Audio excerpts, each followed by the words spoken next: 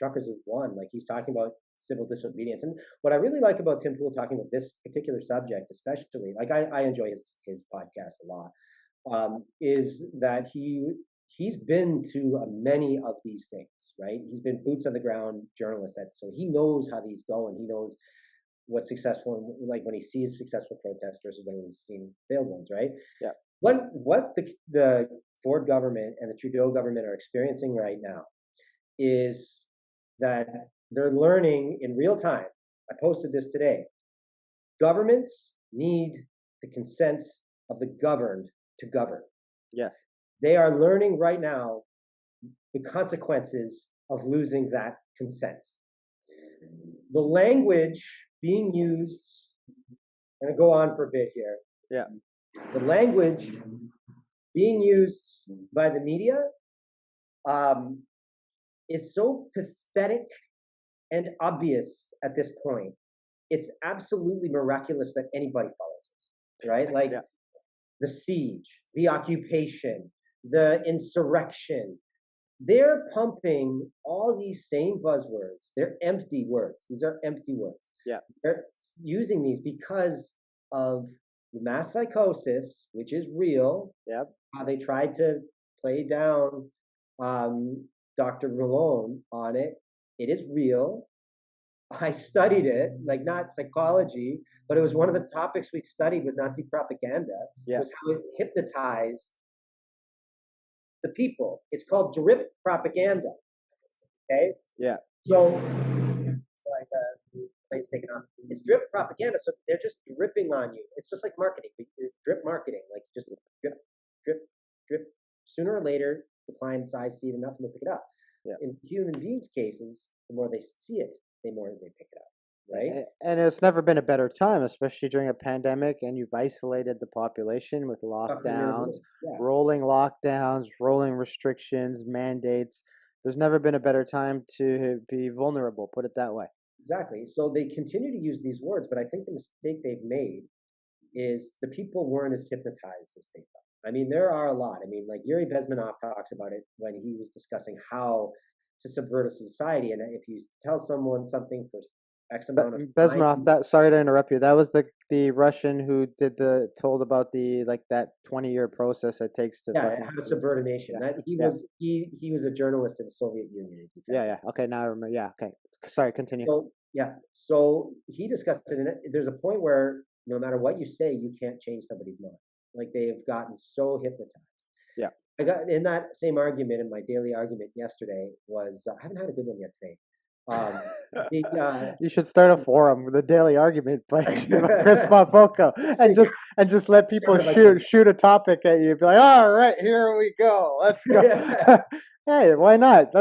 People make money off of stupider shit. I can see why you shouldn't do that. New revenue stream from Belize, right? So right.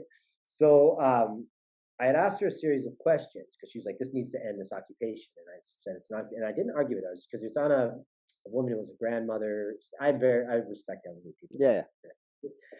And she was a grandmother of some students I used to train up in Canada, and her friends. I've watched on Facebook, watching her friends pile on her, and she made her post like, "I'll take it down if it causes too much division." I'm like, "No, don't you dare take this down. That's what they want, right? Yeah.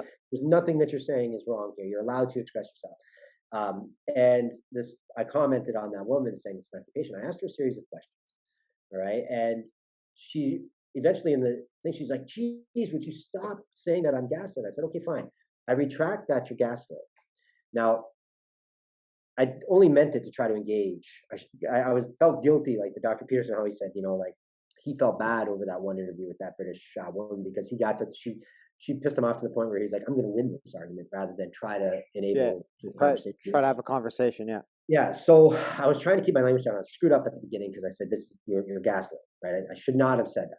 Yeah. Right. So I said, "Okay, I retract saying that you're gaslit." But can you? What I do ask though is ask yourself if it's possible for you to be gaslit, right? Yeah. She wouldn't answer any of my questions. She refused to enter debate, and she says she's not gaslit. And she said this is. I knew she was totally gaslit, not just from saying occupation, but she had said something like. it's an insurrection Yeah. or no, they're trying to overthrow the government. Bang, Oh, you're gaslit. Where has this attempt happened? Right? That has not happened. That is just empty words. yeah, So the other issue here, so I'm saying about the media. Then I saw another thing yesterday because they're using all these buzzwords and they're empty. I mean, they're in people's heads and it's enraptured them. yeah, Hope that's the right word. And they're, but a lot of people are falling out now because now when you said about the video, right? Like the news yeah, is saying one thing, and then people are like Viva Fry is doing a great job there, and you watch what CBC says, and you watch what Viva Fry is doing. It's like two entirely different worlds. So someone commented that on one of your posts the other day or yesterday, something like that. I don't know. yeah, So, or you commented on theirs, and I commented with you. So, yeah, but anyway, so anyway, CTV post said this is such a shame. They're peeling their logos off of their car. They're peeling their logos off of their car, and they're saying this is such a shame that they need this because they've been told because it's so scary. This pretend violence. And I've commented like, you got what you get. You get what you deserve. You've been lying to people for 2 years. You've been calling people names. You are not a victim. You are the bully. yes, right? 100%. And I always finish when I go after the media. Do not forget, journalists did not escape Nuremberg either. Yeah. Okay. There was journalists who hanged, and they damn well deserved to. Right. So, and I'm against the death penalty.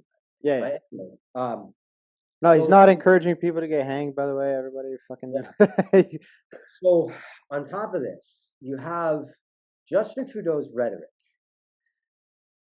He tweets that the House of Commons has come to a unanimous decision denouncing the anti-Semitism, the misogyny, the racism, I don't know. You just keep going. You keep going. It's the all xenophobia, all the things that they have witnessed in the last couple of days. Now, that is a strategic statement by a tyrant.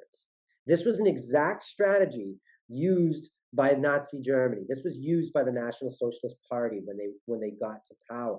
And the way it is used is this. Well, if I say to you, Ashton, do you denounce racism? Of course. So there's your answer. And that's what he's doing. Well, you're asking a question that can have no other answers. And what they're doing by using this and labeling people, and they've been doing this for the past few years.